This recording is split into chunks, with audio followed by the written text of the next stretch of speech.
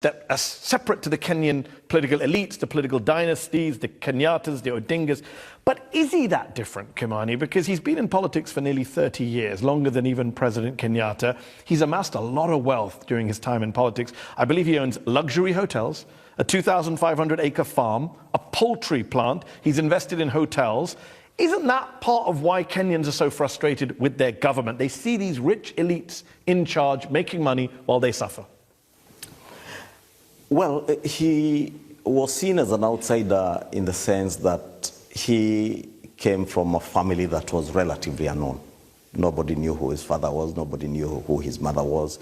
Unlike those he was competing with who came from families that were political families, well-known, wealthy backgrounds, and he came as a hustler, someone who had hustled his way from the bottom up, and that's why he sold himself, and he's seen as an outsider in terms of where he's coming from. I think Kenyans are fine with him hustling himself into the... It doesn't mean, Mehdi, that if I was born into a family of poverty, I should live and die in poverty.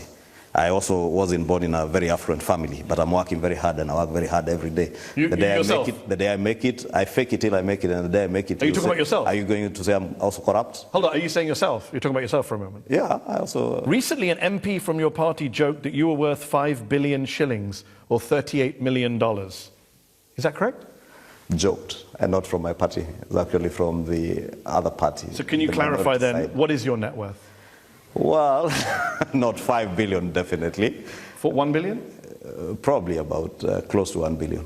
And that's fine, because a lot of people, as you know better than me, you're the majority leader of the Kenyan National Assembly, that Kenyan MPs are among the highest paid in the world in relative terms.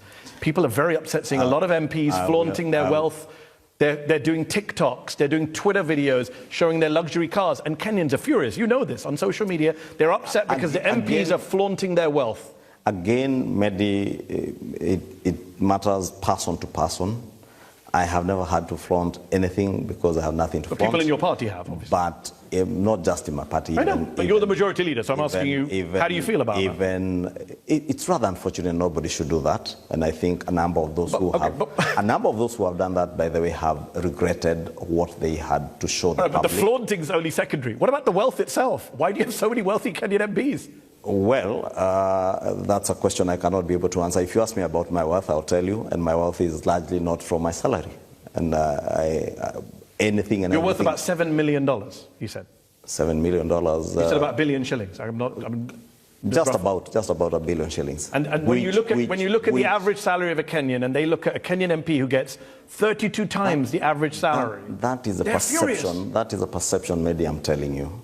Don't look at what someone is earning today vis-a-vis. I wasn't born an MP. I just arrived in the public scene having had another life. Worked in other organizations other than in politics, done business over the years. Therefore, the perception that people who are in public service should not own or should not have any other thing other than what they earn from their public service jobs. You know very well that's not the issue. The issue is they see people in public life making money out of their public connections. Owino Okech is a professor of feminist and security studies.